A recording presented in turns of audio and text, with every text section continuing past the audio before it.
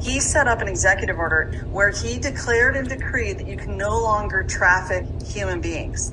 Taking the body as surety for a debt that the body does not owe is considered human trafficking. My administration is 100% committed to eradicating human trafficking from the earth. My administration is fighting these monsters, persecuting and prosecuting them, and locking them away for a very, very long time. We've had a tremendous track record, the best track record in a long time. He also moved the Federal Reserve into the Treasury and started to clean up the Treasury as of 3/15/2020. And when he did that, he brought back the IRS. The IRS was a fake service. It was always meant to be a department, an IRD, inside the Treasury, and he's been cleaning all that up. So there's an internal revenue department that you can use to report anyone who's trafficking your person. So this all sounds like hearsay, right? You're like, oh my gosh, there's a lot to take in. So let me tell you, I'm going to report a story to you. A good friend of mine named Kevin, super brave patriot from Missouri. Here's how he started to apply this executive order. Okay, so he, during the time of COVID, got apprehended in a hospital. He was there to see his son because his son was injured. And 4 police officers to the ground because he wouldn't wear a face diaper. They stole his wallet out of his back pocket, and then they filed a claim in the court against him. So what Kevin did, and what a lot of people are doing, is they're responding to these court cases. Again, it's a foreign corporation trying to contract with you. They're not a court. They're a foreign corporation, an administrative court, trying to contract with you, and what they're really trying to do is con you into drawing money from your SESTA KV. Because what they do when they create a new court case is they create a trust in your name through another foreign brokerage. They create a trust in your name, and they place 3 bonds inside that trust: a bid, a performance, and a payment bond. Now, stay with me, guys. So what Kevin did was, anytime someone comes and they offer to contract with you, you have to respond within a certain number of days, like 30 days. So he responded with a conditional acceptance, meaning, sure, I'll agree to contract with you upon burden of proof, meaning if you can prove that what you say is true, right? And so they can't prove that not wearing a mask causes harm, right? So they have the burden of proof. So at this point in time, he also responded to them with a counter presentment, or a counter affidavit. And he said, because I have proof that shows that 4 police officers detained me, threw me to the ground, stole my wallet, etc., and accused me of something I didn't do. So here's my true bill. It's $13 million per police officer. I think it's USC Title 18 that gives you all these amounts. But it was $13 million per police officer times 4. And here's my evidence to prove it. And also here's a payment schedule for when you can pay me. And he not only did this counter presentment with this foreign corporation, this court, but he also filed it with the foreign corporation known as his county. So he went through a magistrate, aka a notary. I don't know if everybody realizes this, but every notary is a public judge, a magistrate, and they can't rule over you. They can only see what documents are being presented. They're supposed to observe which documents are being presented and sign for them. So then he sent it through the post office, which is actually our courts. So this proves that he has a paper trail because he got it notarized. Then he went through the court of the U.S. Postal Service. Then he sent it to the county clerk. So all he's doing is just creating a paper trail. Then he also recorded it with the new Internal Revenue Department at the U.S. Treasury. So through the U.S. Treasury Inspector General. Now, I'm going to provide a whole list of links of departments that you can now file these claims with whenever someone is trafficking your body and trying to contract with you, because they can't do that anymore. They're not going to be able to get away with this anymore. Okay, so then the court saw that he was playing hardball. So what did they do? They totally ignored his counter presentment and all that stuff. They hoped it would go away. And they spawned up a new court case, and they put his middle initial in the court case. So he wouldn't have caught it if he didn't catch the middle initial. This is how sneaky they are. And so what did he do? He responded with all the same steps, and he sent them a notice that the bill was due. the bill was due. The time had gone by. The 13 million times 4, which is now double because he's got him in fraud on a second court case, has all doubled. So what did the court do? Well, they knew they were in huge trouble. All this is filed. It's all filed. Both presentments, both court cases are all filed through the county clerk and with the internal revenue department, which is actually supposed to be working on. They're working on our side now, guys. You want to make them your best friend because they're actually the ones that are going to help us manage balancing both sides of the ledger between our Sesta KV trust and our public accounts or our debt accounts. So think of it as credit and debt. Okay, so then the court, this is how sneaky they are, and you got another playbook.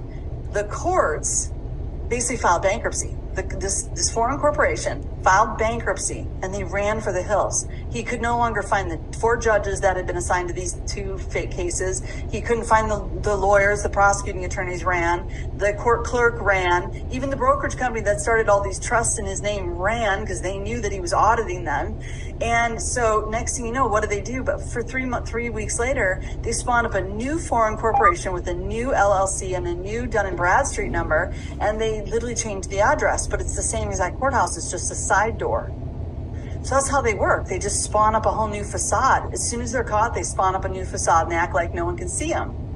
But they're right there in plain sight. So one of the first things you want to do anytime you're dealing with any foreign adversary, in this case, the court, ask them who they are. Ask them for their oath of office. Find out who are you and who do you work for. And if they send you an oath of office that is all caps corporation with an all caps constitution or bylaws, that means you're dealing with a foreign corporation. And a lot of people that Ann LaFleur is working with are getting out of their court cases by simply going in and conditionally accepting any contract upon burden of proof of jurisdiction.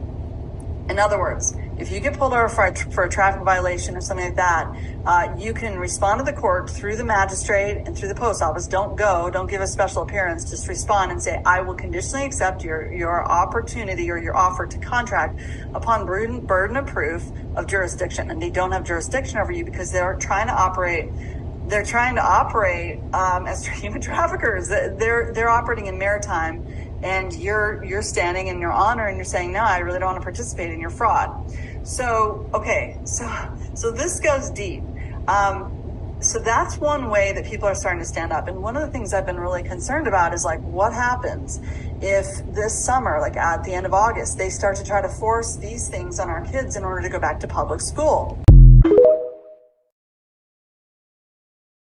Children in the public school system and the parents are accepting benefits. That's how they look at us. They look at us as belligerent citizens accepting benefits for their state or their foreign corporate offers, and we're accepting the benefit of free education. So by doing that, they get to set all the rules. And obviously, you and I both know we're dependent on these schools by now. You've got 50 million children throughout the country, the U.S., in state, public state schools, and that means over 100 million parents. And if they were to drop a requirement like that on us overnight, like within a week,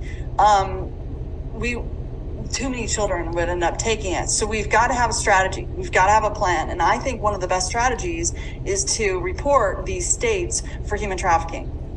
Okay, I really do. I think this is the strategy. We've got to start reporting all these companies. So banks, state organizations or foreign corporations, counties, cities.